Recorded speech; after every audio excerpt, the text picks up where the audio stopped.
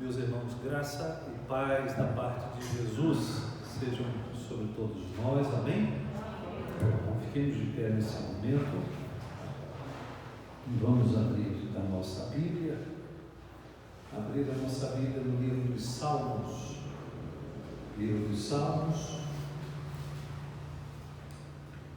o Salmo 119.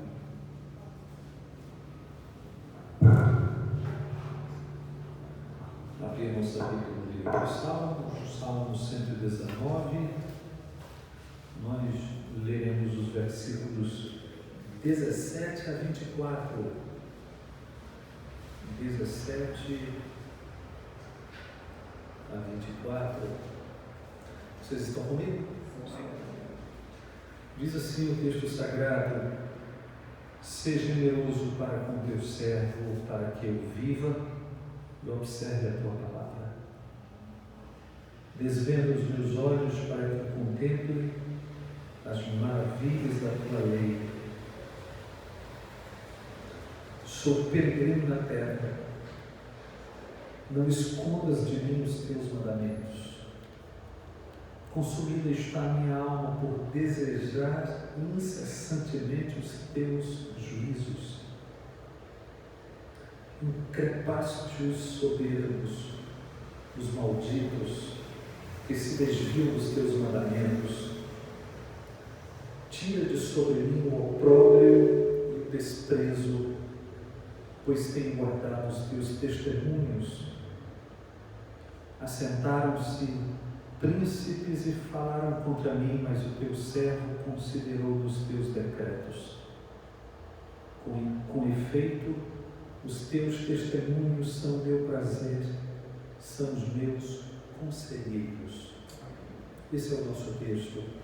Falemos com Deus. Pai de amor, muito obrigado por esta manhã, uma manhã bendita, uma manhã de tua graça que tu deste, como parte do teu favor imerecido a pecadores como nós. Recebe-nos, continua a receber de nossas mãos, de nosso coração o culto que ora te prestamos com a palavra de Deus. Seja a palavra de Deus instrumento nosso para o teu serviço e instrumento teu, Senhor, para a edificação do teu povo. Nós oramos em nome de Jesus. Amém. Podeis assentar. Os meus irmãos sabem que nós estamos fazendo exposições ao longo do Salmo 119. São 176 versículos, né? Porque são 22 estrofes de 8 versos. O salmista foi de A a Z, percorreu todo o alfabeto hebraico, dedicando cada estrofe a uma letra correspondente, na ordem alfabética. Então, como vamos à terceira estrofe do Salmo 119, agora os meus irmãos já sabem que cada versículo desta passagem é iniciado pela terceira letra do alfabeto hebraico, o Gimel. Bom, deixa eu lembrar um pouco o que tenho dito para os meus irmãos ali nos últimos domingos, né? Na primeira estrofe, o salmista considerou a bem-aventurança da santidade. Você se recorda disso? Veja que nos 3 primeiros versículos nós temos exatamente uma declaração de bem-aventurança. Esta bem-aventurança se deve ao fato dos mandamentos de Deus terem vindo da parte de Deus, versículo 4. Versículo 5, nós temos uma oração em forma de suspiro, né? Versículo 5, tomara, sejam firmes os meus passos para que eu observe os teus preceitos. E depois nós temos as consequências, as respostas, os efeitos desta oração nos versículos 6, 7, 8, né? Não terei de que me envergonhar, reverti graças com integridade de coração, cumprirei os teus decretos. Nos versículos 9 a 16, nós temos a segunda estrofe, e aqui nesta segunda estrofe, o salmista estabeleceu como essa fidelidade a Deus deve ser buscada desde a juventude. Esta é a vida mais bem-aventurada. A vida mais bem-aventurada possível é aquela cuja bem-aventurança é vivida desde a juventude, desde a mocidade.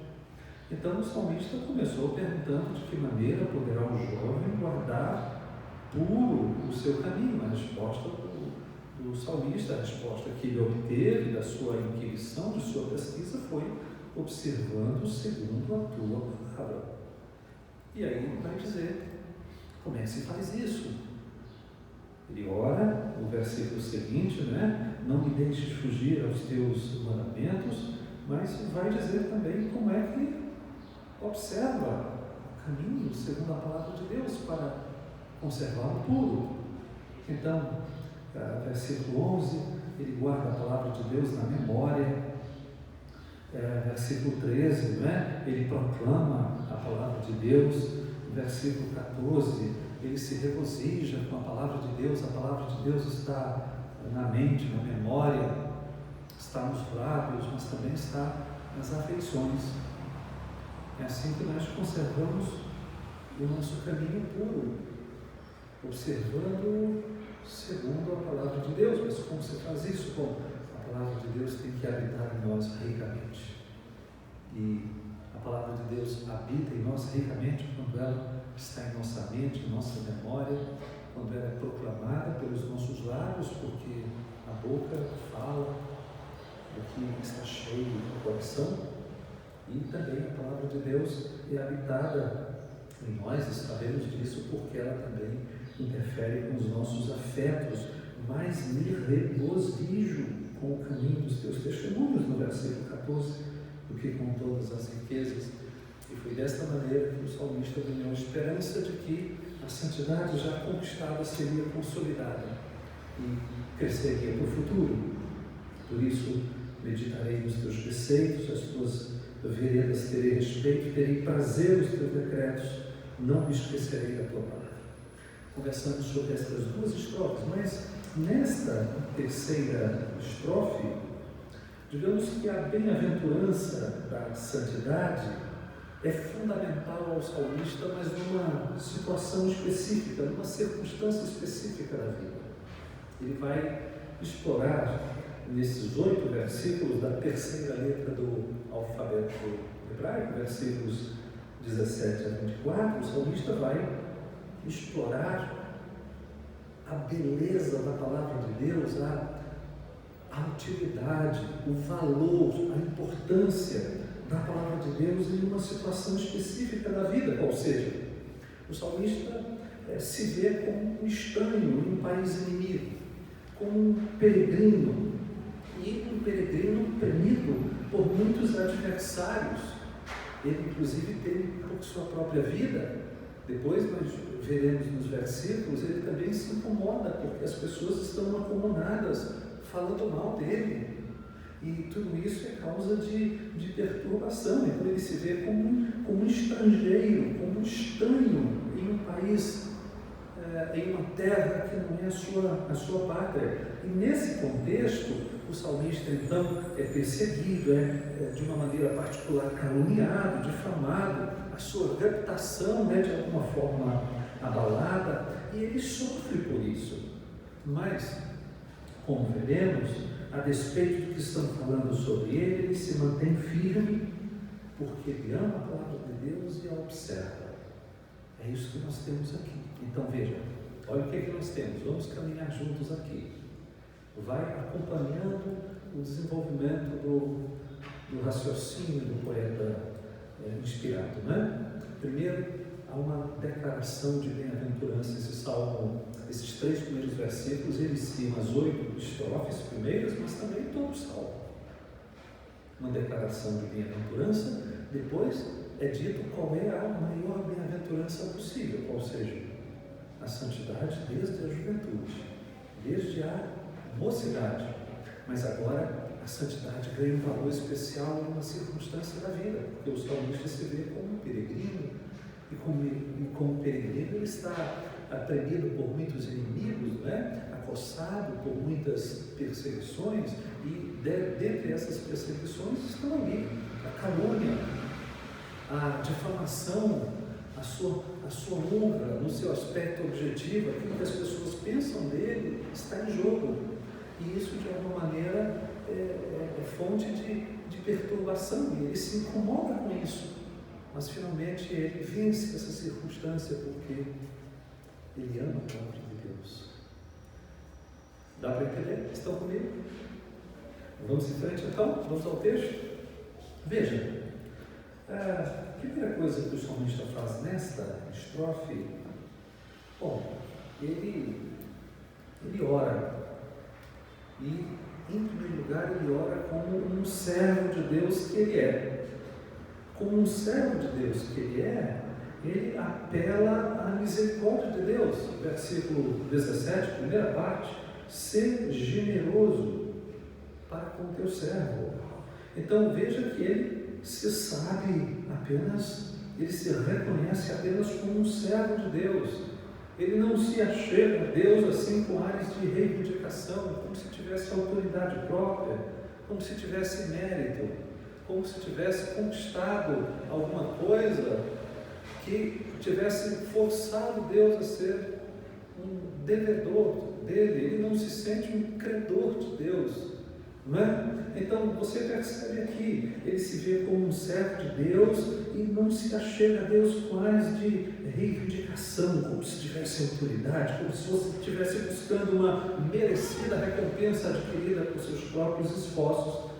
Pelo contrário, ele suplica por graça: ser generoso para com o teu servo. Meus irmãos, é da essência da oração que ela seja humilde. Toda oração arrogante é uma anti-oração, é uma negação do próprio sentido da oração. E uma oração arrogante é uma blasfêmia contra Deus, é uma negação de quem somos, é uma negação de que somos criatura de Deus, é uma negação de que somos servos de Deus, uma negação de que somos apenas instrumentos de Deus, porque a oração é, a essência da própria oração, a humildade. Então você percebe como o salmista chega para falar com Deus: ser generoso para com o teu servo. Agora, por outro lado, o salmista que se sabe, não é? Servo de Deus, sabe também que se Deus nos tem no número dos seus servos, isso significa que nós também somos contados no número dos seus filhos por adoção, porque somente os verdadeiros servos de Deus são filhos de Deus, mas os verdadeiros servos de Deus, sim, são filhos de Deus por adoção.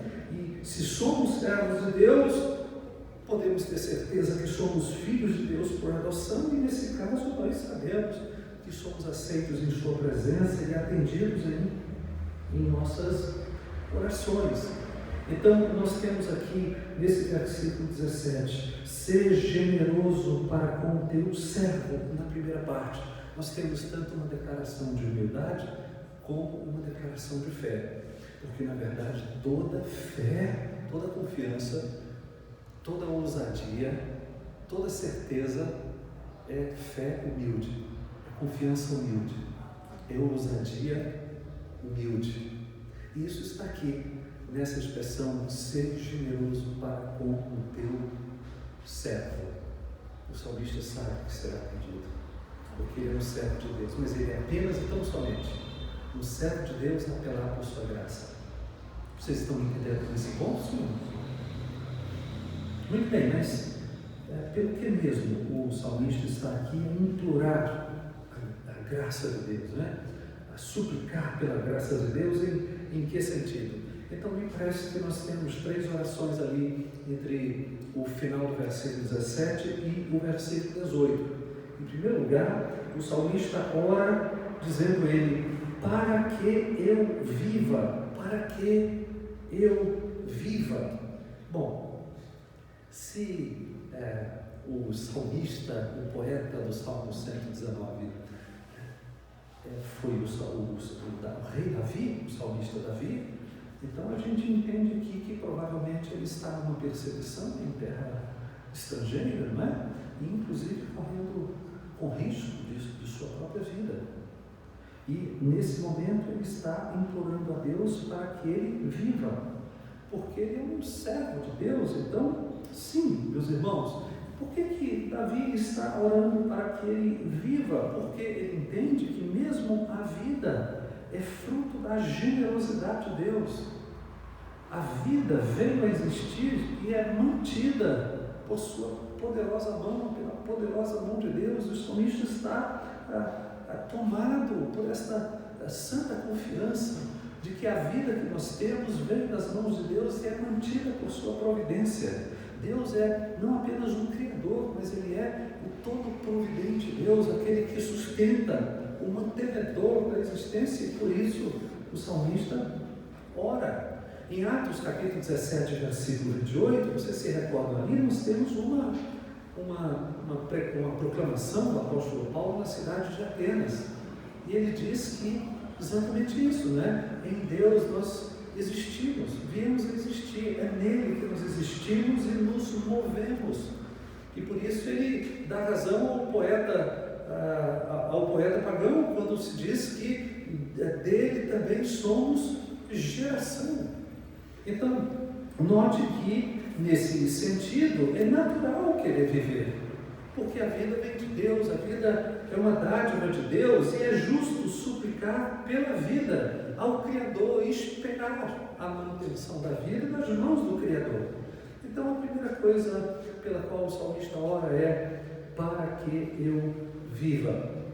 Mas não só. O salmista não quer apenas vida. Ele não quer mera existência. Não é isso somente que está em jogo aqui. Não é porque é possível ter vida física, ter mera existência e ao mesmo tempo estar sendo morto para o relacionamento com Deus. Foi nesse sentido que Jesus, em Mateus capítulo 8, versículo 22, disse: deixa os mortos sepultar os seus mortos. Ele estava falando, vocês sabem, de dois tipos de morte, não é? Então, há ali mortos e mortos-vivos. Os mortos-vivos deveriam sepultar os mortos-mortos, porque é possível ter mera existência, mas não ter vida espiritual, não ter relacionamento com Deus, não estar vivo para uma comunhão vital com o Criador, o Salvador, com Deus, que é uma trindade de pessoas. Então é por isso que o salmista não se contenta apenas com vida, apenas com mera existência. Ele quer vida digna, ele quer uma vida bem-aventurada, ele quer uma vida, digamos, abundante nos termos do Senhor Jesus. E a única vida bem-aventurada possível é exatamente a vida santa, a vida fiel a Deus. E é por isso que ele pede a Deus, dizendo, para que eu viva e o quê? E observe a tua palavra. Agora você percebe que ele ora como um servo. E aquilo que um servo deseja é exatamente ser fiel ao seu Senhor. E como é que um servo se torna fiel ao seu Senhor? Se não observando a palavra do seu Senhor, obedecendo a palavra do seu Senhor. Em terceiro lugar, o salmista ora, ainda orando como servo, penso eu, ele ora para que seus olhos sejam desvendados e desta maneira ele contemple as maravilhas da lei de Deus. Versículo 18: desvenda os meus olhos para que eu contemple as maravilhas da tua lei. Vocês estão me acompanhando, gente? Esta oração pressupõe pelo menos 4 verdades importantes. Preste atenção nisso. Eu estou pensando agora no versículo 18.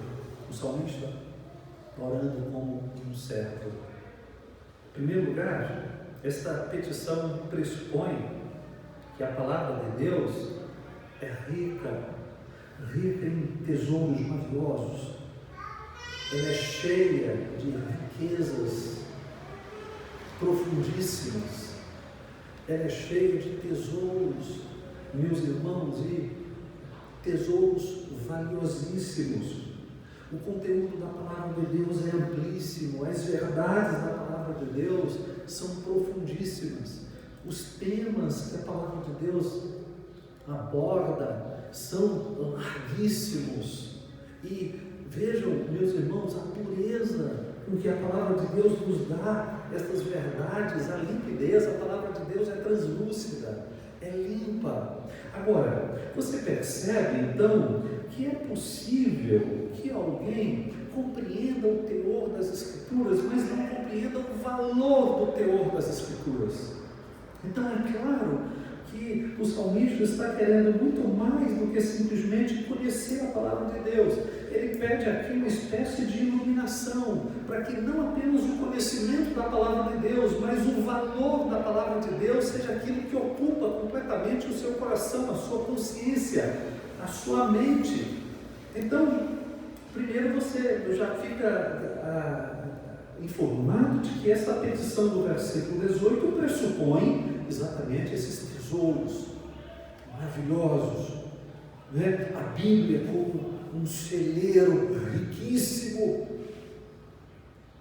Segundo, a oração do versículo 18 também pressupõe que nós, por nós mesmos, somos míopes. Para ser bem generoso para conosco, nós somos míopes, nós somos obtusos em nossa visão. Nós não conseguimos enxergar a grandeza da palavra de Deus por nós mesmos, e nós podemos até entender a palavra de Deus ou compreender conceitos, ter uma perspectiva meramente intelectual ou conceitual da palavra de Deus, mas isto pode ficar somente por aí. E me parece que da perspectiva colocada aqui pela metáfora do salmista, é como se a Bíblia, sim, fosse um grande farol, tivesse uma luz própria, tivesse a luz do seu autor refletido nela, e como se a Bíblia tivesse essa luz incandescente, brilhantemente incandescente, ou então como se a Bíblia fosse uma bela paisagem. Imaginemos, né, aquele cenário maravilhoso, mas que tudo isso estivesse apenas desfilando perante olhos cegos ou olhos vendados. Então, a oração do versículo 18 pressupõe que existe uma riqueza, uma beleza na palavra de Deus,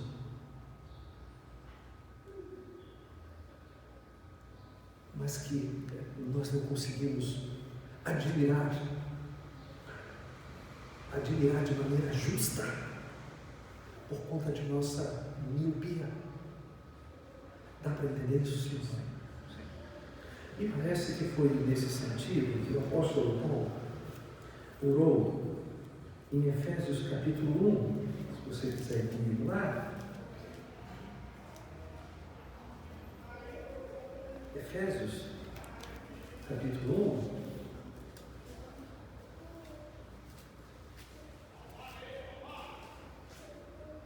Vocês estão comigo? Efésios capítulo 1, versículo 15, e os seguintes dizem assim: por isso também eu, tendo ouvido a fé que há entre vós no Senhor Jesus e o amor para com todos os santos, não cesso de dar graças por vós, fazendo menção de vós nas minhas orações. Então, Paulo está constantemente, segundo ele, orando pelos Efésios. Qual o motivo?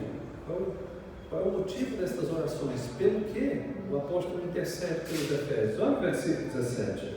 Para que o Deus de nosso Senhor Jesus Cristo, o Pai da Glória, vos conceda espírito de sabedoria e de revelação no pleno conhecimento dele. Então, a primeira coisa Paulo está pedindo para que nós recebamos uma luz especial, uma iluminação especial. Senhor, abre os olhos. Nas palavras do salmista, isso poderia ser dito assim: desvenda os olhos dos Efésios. Versículo 18 diz: iluminados os olhos do vosso conhecimento, para saberdes qual é a esperança do seu chamamento, qual a riqueza da glória da sua herança nos santos, e qual a suprema grandeza do seu poder para com os que cremos, segundo a eficácia da força do seu poder. Opa! Então, olha o que Paulo está pedindo, Senhor. Traz luz, abre os olhos, desvenda os olhos, dá uma revelação, dá uma percepção adicional para que esses irmãos entendam basicamente três coisas. Primeiro, olha o que ele diz ali, não é? A esperança, para eles entenderem a grandeza da esperança para a qual eles foram chamados. Então, que eles voltem os olhos lá para o passado, para o início da caminhada cristã, e entendam para que esperança eles foram chamados lá naquele momento já inicial da fé cristã.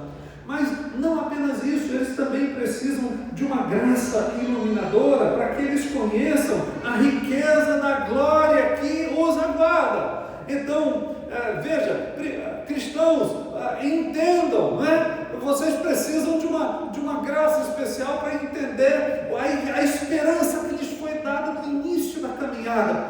Mas essa esperança tem em vista algo que está ainda por acontecer, para que vocês conheçam a grandeza, a riqueza da herança que vos aguarda. E quanto ao presente, Paulo não esquece do presente também, porque há um conteúdo, há uma eficácia de Deus operando no coração dos crentes, que muitas vezes passa desapercebida dos cristãos. Então há necessidade que eles também entendam que no presente momento há uma suprema grandeza do poder de Deus que está operando agora. Então olha, lá no passado teve um chamamento para uma esperança, lá no futuro há uma riqueza em herança que nos aguarda, e no presente, ao longo da caminhada, existe uma poderosa operação do supremo poder de Deus, preservando os crentes na caminhada. E Paulo está querendo que os irmãos entendam isso com mais profundidade. Em outras palavras, ele está dizendo: Senhor, traga iluminação, abre os olhos, desvende os olhos, para que os cristãos entendam o que aconteceu no passado, o que eles esperam no futuro e o que está acontecendo agora. E o poder de Deus, o poder supremo de Deus que está operando nos crentes, passa a ser, então, a partir daí, exemplificado, ilustrado pelo apóstolo Paulo em duas operações, em duas ilustrações desse poder. Primeiro foi o poder de Deus demonstrado na ressurreição de Jesus Cristo. Segundo, o poder de Deus demonstrado na ressurreição espiritual dos crentes, no novo nascimento, na regeneração espiritual dos crentes. Vocês entendem que é exatamente isso que o salmista está fazendo. A palavra de Deus tem uma riqueza, mas os nossos olhos estão vendados. O versículo 18 ainda pressupõe outra verdade. O versículo 18 ainda pressupõe que nós não podemos, por nós mesmos, remover a venda de nossos próprios olhos. Nós não podemos remover a nossa própria cegueira. Não somos nós quem nos iluminamos a nós mesmos. Ou Deus nos dá clareza para nós vermos as maravilhas da sua palavra, ou nós permaneceremos cegos para a grandeza, para o valor e para a beleza da palavra de Deus. E por fim, o versículo 18 pressupõe que Deus pode remover a venda dos nossos olhos. Deus pode, meus irmãos, Deus pode nos dar não apenas uma compreensão da verdade, mas Deus pode abrir os nossos olhos para que nós vejamos o valor do Evangelho de Jesus Cristo. Sim, são coisas diferentes, por favor. Nós precisamos conhecer o Evangelho, o conhecimento é indispensável, mas mais do que conhecer, mais do que simplesmente o Evangelho ser compreendido e estar no nível da intelectualidade, o Evangelho de Jesus precisa nos deslumbrar, nos maravilhar, nos deixar boquiabertos. Então, quando o salmista ora como um servo de Deus, ele pede a Deus para ser um servo obediente, isso está no versículo 17, mas não só, ele quer ser um servo obedientemente apaixonado. obedientemente deslumbrado, obedientemente fascinado, encantado. Então, por aí você pode perceber que existem dois tipos de servos de Deus, né? Existem aqueles servos de Deus que são fiéis, que observam a palavra de Deus, mas também existem aqueles servos de Deus que não são apenas fiéis, eles são fascinados pelo seu Senhor, encantados pelo seu Senhor. Eles são fielmente apaixonados pelo seu Senhor. E me parece que é exatamente isso que o salmista está pedindo para si mesmo. Vocês estão me acompanhando ainda? Bom, nos versículos 19 e 20, se você acompanhar aí comigo, você vai perceber que o salmista agora ora, ele continua orando, mas agora ele continua orando como um peregrino. Aqui ele é um estrangeiro numa terra que não é sua pátria. E nessa circunstância, ele ora para que Deus não esconda dele a sua palavra. Olha o que está no versículo 19: sou peregrino na terra. Não escondas de mim os teus mandamentos. Compare os versículos 18 e o 19 e você vai perceber que lá no versículo 18, o salmista pediu olhos abertos para a palavra de Deus. Perceba isso. Enquanto que no versículo 19, ele pediu para que a palavra de Deus estivesse sempre diante dos seus olhos. Então, nós temos duas realidades diferentes, mas inseparáveis. Uma precisa da outra, porque no versículo 18, ele pediu que a palavra de Deus fosse o objeto dos seus desejos. Mas no versículo 19, ele pediu que o objeto dos seus desejos não lhe fosse tomado. Porque você pode imaginar que essas coisas são diferentes. Pessoas podem amar a palavra de Deus e não ter acesso a ela. E ao mesmo tempo, pessoas podem ter muito acesso à palavra de Deus, mas não amá-la. E parece que o nosso tempo está caminhando nessa direção. Nós nunca tivemos tanto da palavra de Deus, né? Tão fartamente a Bíblia traduzida, e tão fartamente, tão sobejamente traduzida, e de tão diversos modos. Nós nunca tivemos tantos comentários bíblicos, nunca tivemos tantas Bíblias anotadas, não é? A Bíblia do conselheiro, a Bíblia do missionário, a Bíblia da família, a Bíblia da criança, a Bíblia do adolescente, do jovem. São muitas Bíblias anotadas. Mas, contraditoriamente, tendo tanto, a Bíblia é tão pouco desejada. Então os versículos 18 e 19 se completam, porque no versículo 18 o salmista diz assim: a Bíblia precisa ser o objeto dos meus desejos, desvende os meus olhos para que eu contemple as maravilhas da tua lei. Mas no versículo 19 ele está dizendo: não me retire a tua palavra, não me retire a tua palavra. Então, veja que no versículo 19, o salmista está pedindo para ter a palavra de Deus sempre consigo, não é? Olha o que diz: sou peregrino na terra, não escondas de mim os teus mandamentos. Por que o peregrino quer a palavra de Deus sempre consigo? Olha, a gente pode sugerir, com base na palavra de Deus, algumas informações nesse sentido. Primeiro, a palavra de Deus é o tesouro do peregrino numa terra em que nada lhe pertence. Quando estamos longe de nossa pátria, esse é o status jurídico de um peregrino, de um estrangeiro, de uma apátrida. Pois é, o estrangeiro numa terra que não é a sua pátria, ou apátrida, é alguém que é, historicamente, destituído de direitos. É alguém que não possui nada. Agora, o peregrino sabe que nada possui. E o que seria dele se o seu único tesouro lhe fosse retirado? Então, O salmista orando como peregrino diz: Senhor, eu sou peregrino. Sabe o que tenho nesta terra? A tua palavra. O que seria de mim se ela me fosse removida?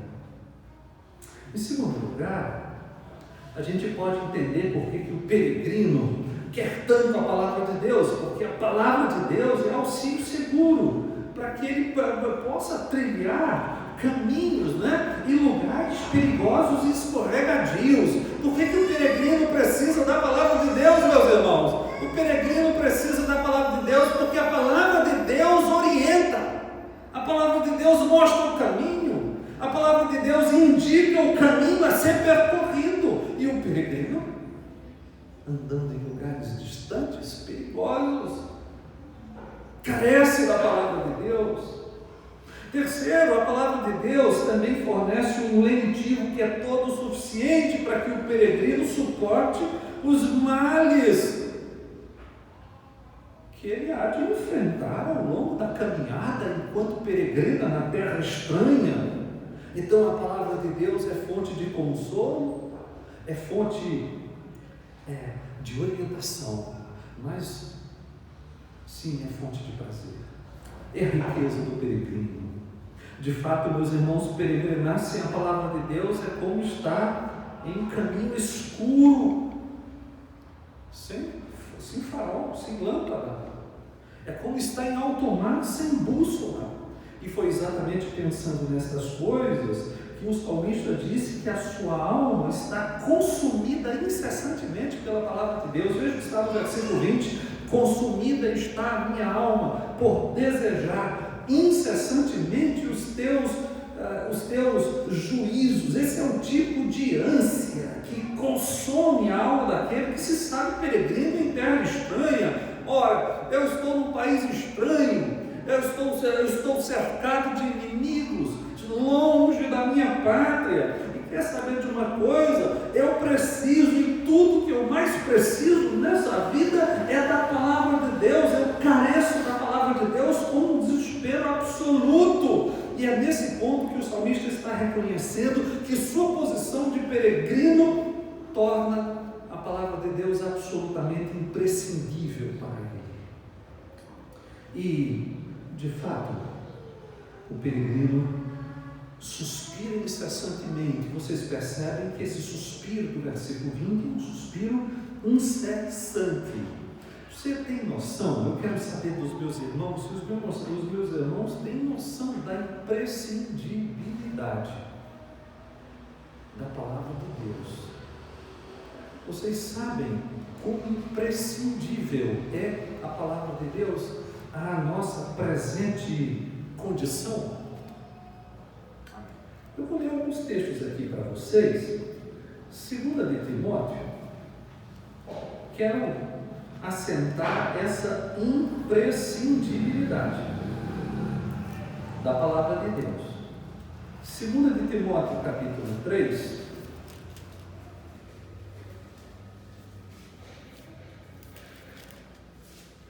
Versículos 14, 15 dizem assim: tu, porém, permanece naquilo que aprendeste, de que foste inteirado, sabendo de quem o aprendeste, e que desde a infância sabes as sagradas letras que podem tornar-te sábio para a salvação pela fé em Cristo Jesus.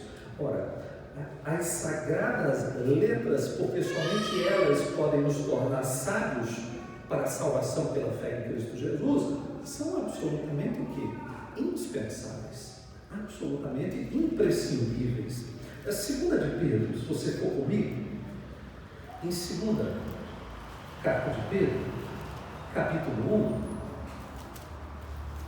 1, 2 de Pedro, capítulo 1, o versículo 19 diz assim: temos assim tanto mais confirmada a palavra profética, e fazeis bem em atendê-la, como a uma candeia que brilha em lugar tenebroso, até que um dia clareie a estrela da alva nasça em vosso coração.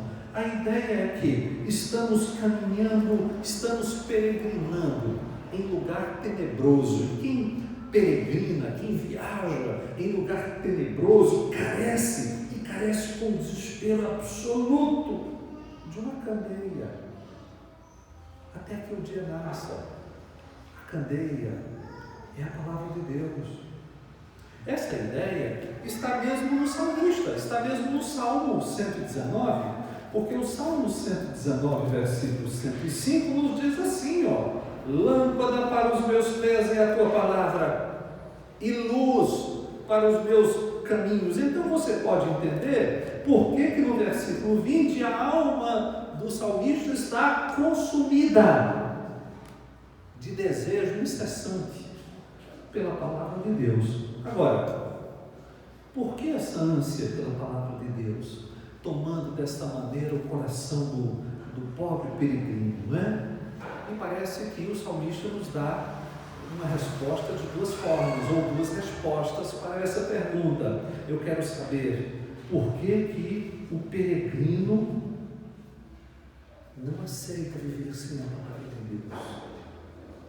Bom, talvez a primeira resposta esteja no versículo 21. O versículo 21 diz assim: increpaste os soberbos, os malditos, que se desviam dos teus mandamentos. Então, me parece que se o peregrino precisa da palavra de Deus, porque ele também não quer colher a sorte dos desobedientes, daqueles que se desviam dos mandamentos de Deus, que ele chama de soberbos e chama também de malditos. Veja, meus irmãos, que é uma soberba a transgressão da palavra de Deus, porque toda transgressão, em cada pecado que nós cometemos, o que nós dizemos para Deus é o seguinte: Senhor, eu tenho a minha lei para mim mesmo, eu não me submeto à tua palavra, e é por isso que toda desobediência é uma expressão de arrogância, é uma discussão a respeito de quem manda, afinal de contas.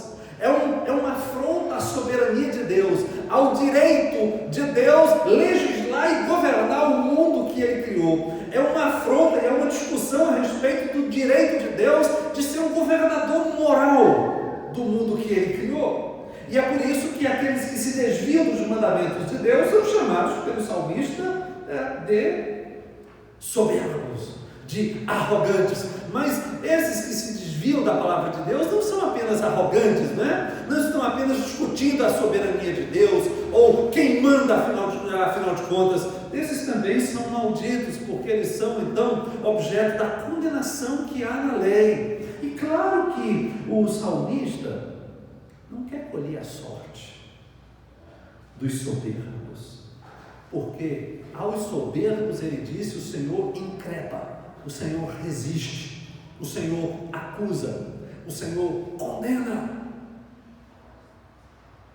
Então essa é uma resposta. Por que o peregrino precisa tanto? Ora, gente, olha aqui para mim, por favor. O peregrino está cercado de gente desobediente. Por onde ele anda, há desrespeito à palavra de Deus. E ele olha para todos os lados e ele sabe exatamente o que essas pessoas colherão.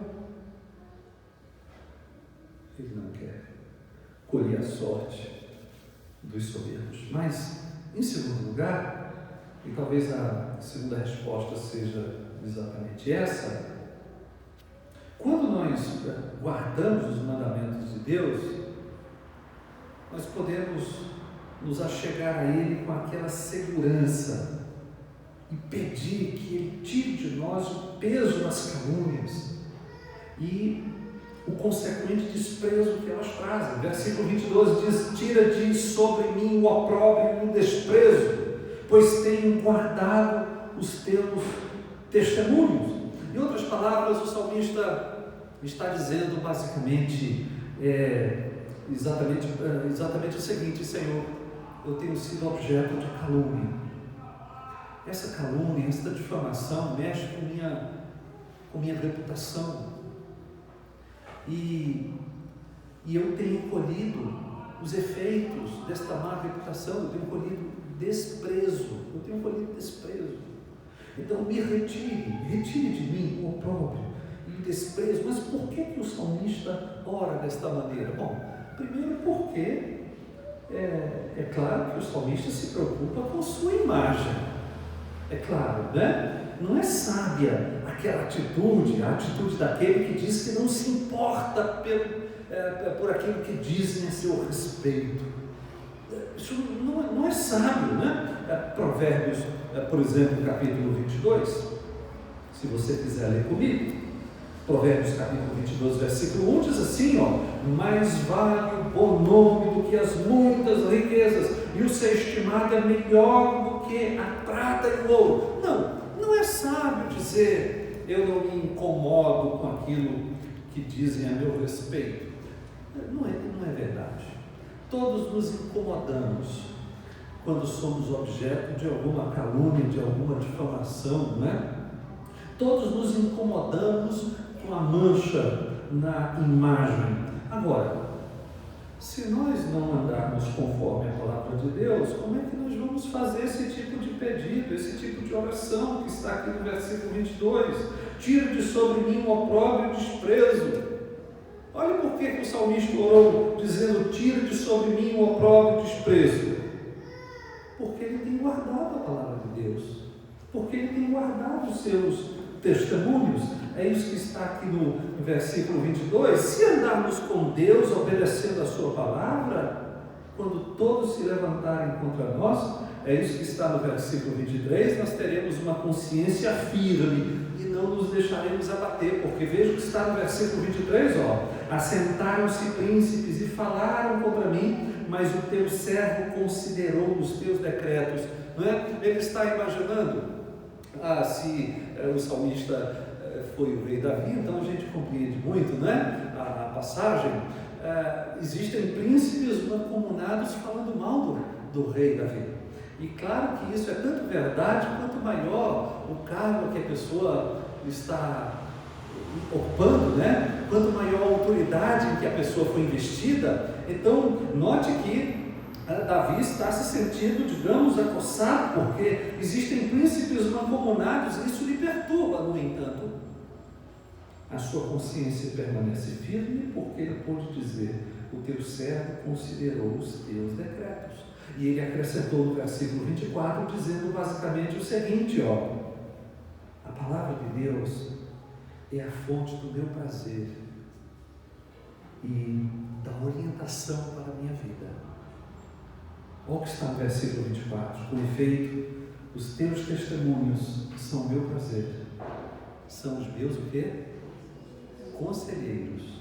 A palavra de Deus é fonte de prazer e de orientação.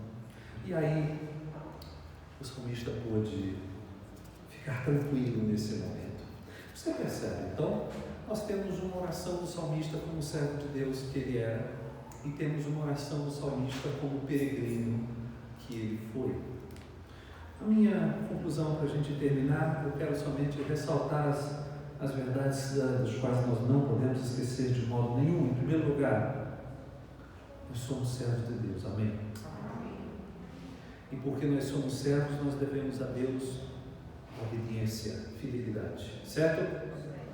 Mas não somente uma fidelidade, nós devemos a Deus uma fidelidade apaixonada. Nós devemos ser servos encantados, fascinados pelo seu Senhor. Agora, nós também somos peregrinos. Também somos peregrinos. Abra comigo o 1 de Pedro. Nós também estamos peregrinando numa terra que não é a nossa pátria.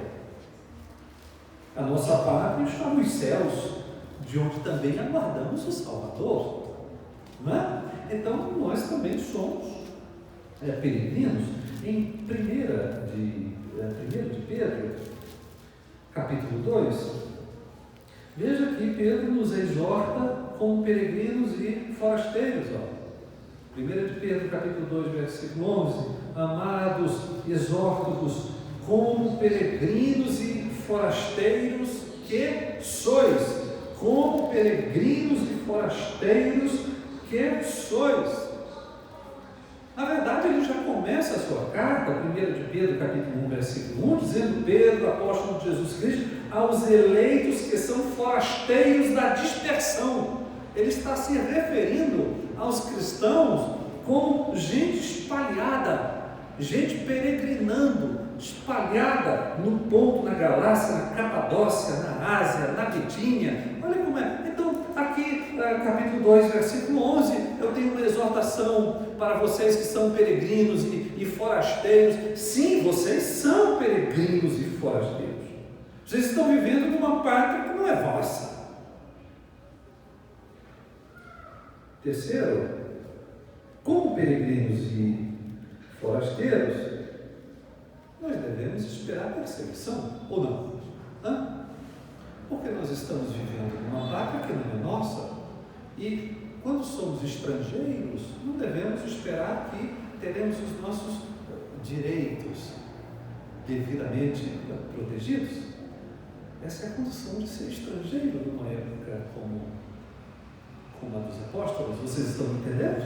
Então, não devemos estranhar a perseguição, e é nesse sentido que 1 de Pedro, capítulo 4, diz basicamente o seguinte, 1 de Pedro, capítulo 4, versículos 12 e 13, amados, não estranheis o fogo ardente que surge no meio de vós, destinado a provar-vos, como se alguma coisa extraordinária vos estivesse acontecendo.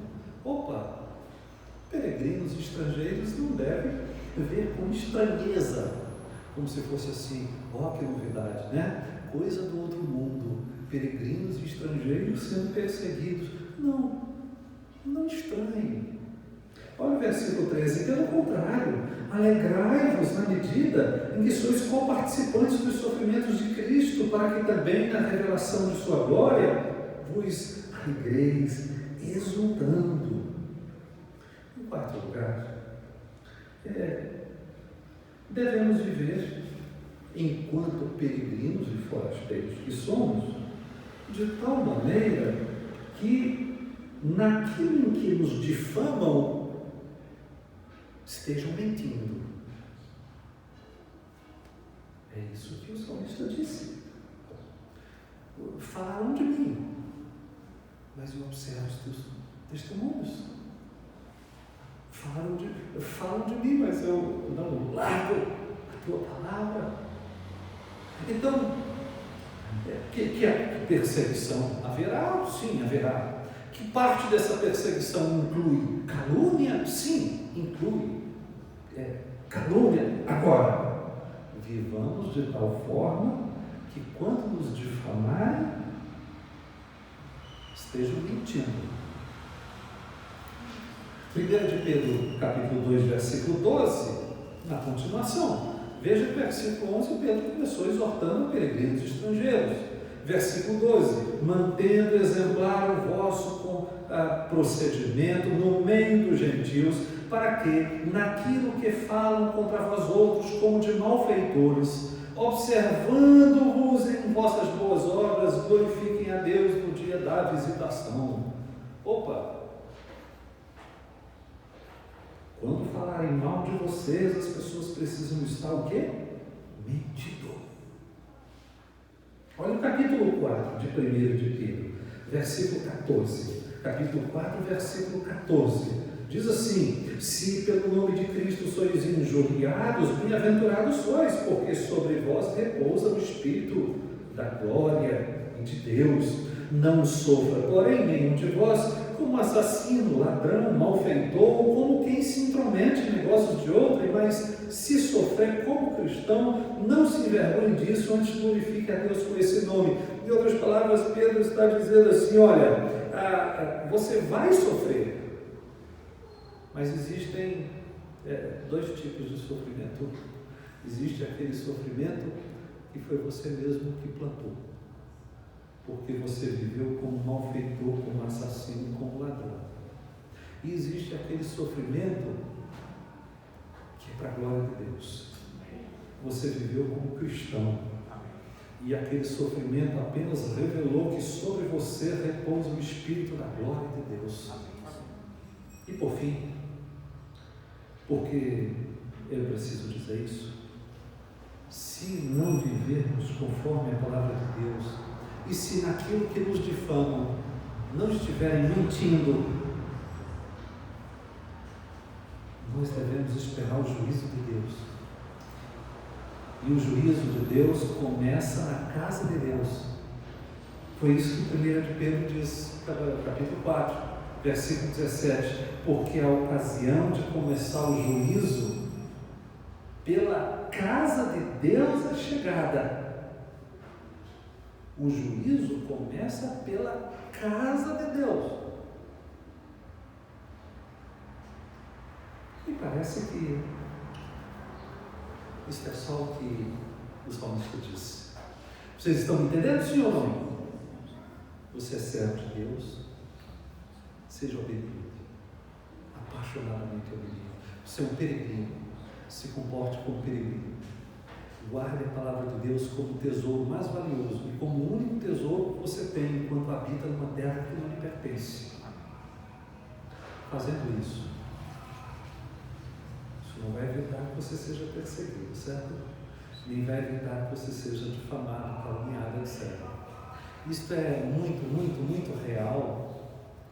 E eu penso que os cristãos que se sentem vocacionados para a vida pública, para a vida política, devem sofrer muito. Eles se sentem vocacionados, eles se sabem cumprindo uma vocação de Deus na vida pública, quando buscam um cargo eletivo, quando se submetem a um escrutínio assim, de eleições, etc. Mas eles sabem o que passa. Eles são caluniados. Histórias são plantadas, né? Nas redes sociais. Eu fico pensando, esses dias eu estava vendo um vídeo, um tempo atrás aí, um vídeo de um ex-governador de um certo estado aí, falando coisas tão bárbaras da ministra Damares. E eu tenho a ministra Damares como uma pessoa admirável.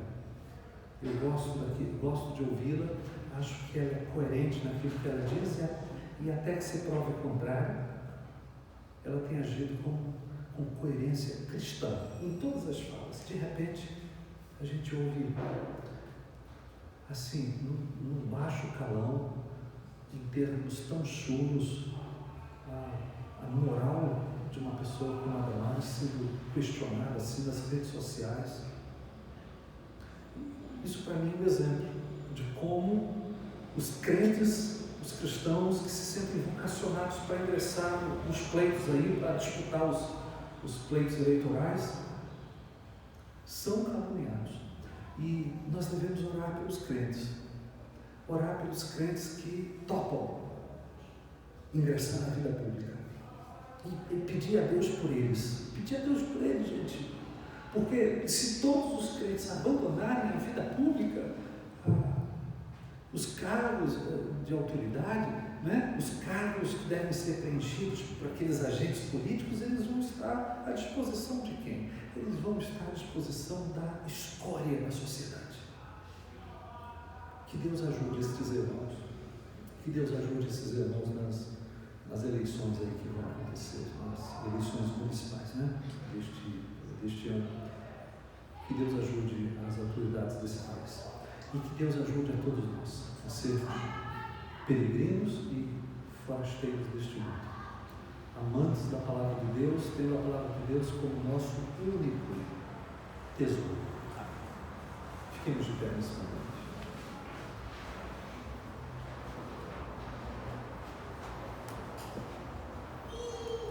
Nós vamos falar com Deus nesta hora.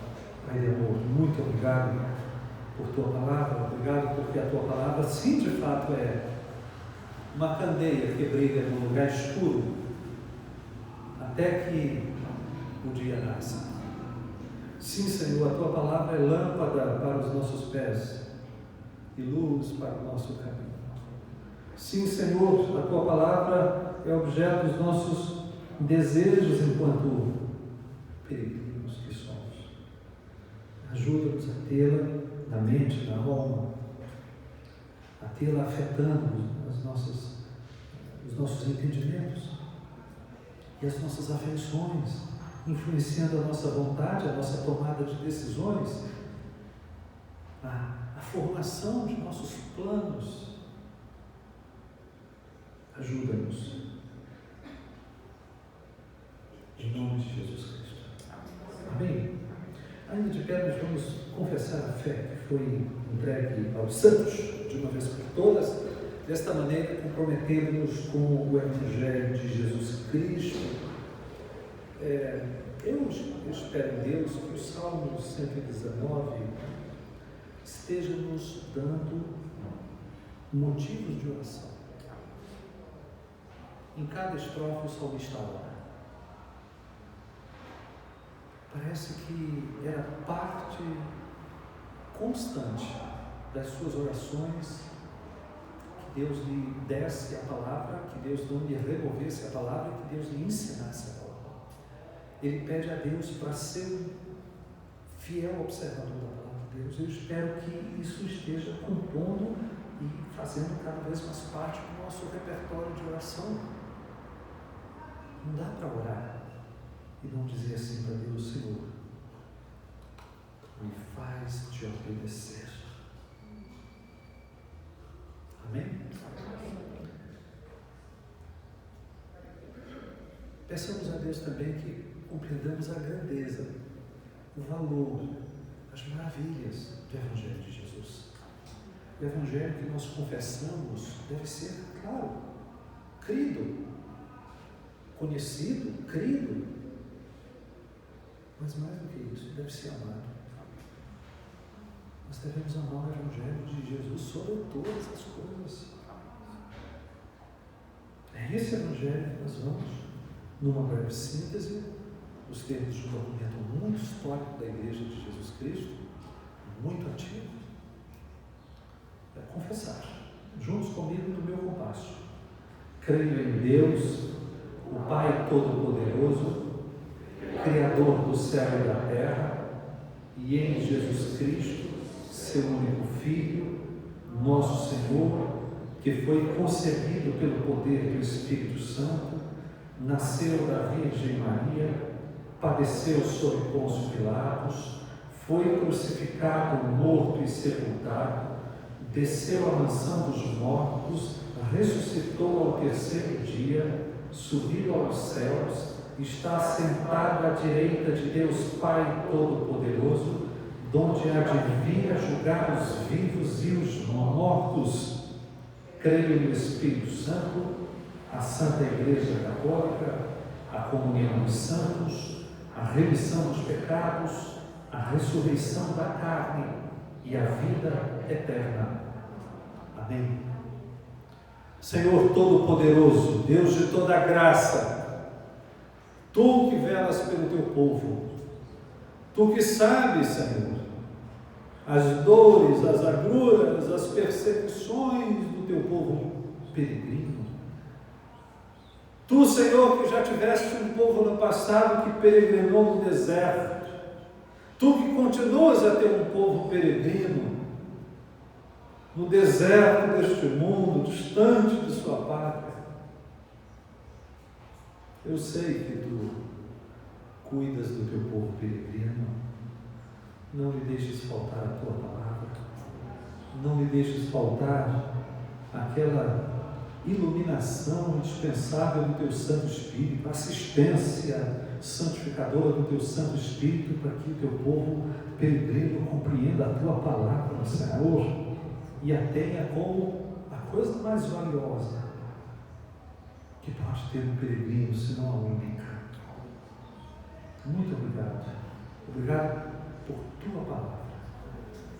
Que a graça do Senhor Jesus, o amor de Deus, o nosso Pai, e a comunhão do Santo Espírito do Senhor sejam sobre esta igreja e assim sobre todo o povo de Deus espalhado que está pela face da terra, hoje e eternamente.